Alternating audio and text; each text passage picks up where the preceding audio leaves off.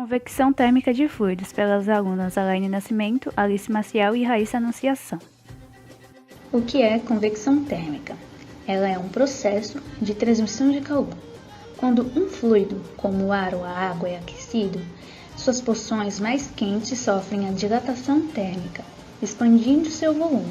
Esse fluido aquecido passa a ocupar um volume maior do que o fluido no entorno. Olá! Para esse trabalho, nós vamos precisar de um recipiente, 2 frascos, tinta colorida, água quente, água fria e água em estado natural. Então vamos começar.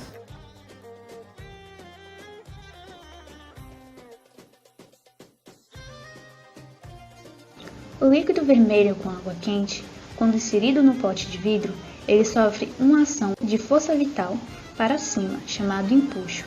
E como essa água está aquecida, passa a ocupar um maior volume sofrendo o empuxo, o que o faz subir, como pode ver. Esse movimento é chamado ascendente.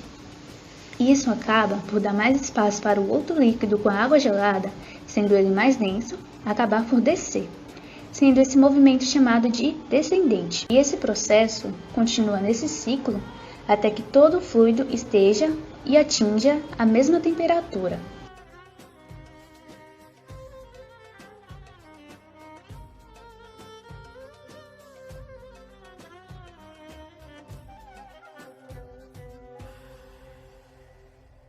A convecção se dá pela transferência de calor que ocorre em fluidos que apresentam diferentes temperaturas no seu conteúdo.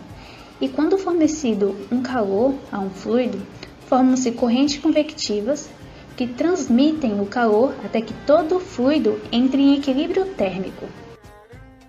E nós falamos de equilíbrio térmico, então, onde ele se encaixa?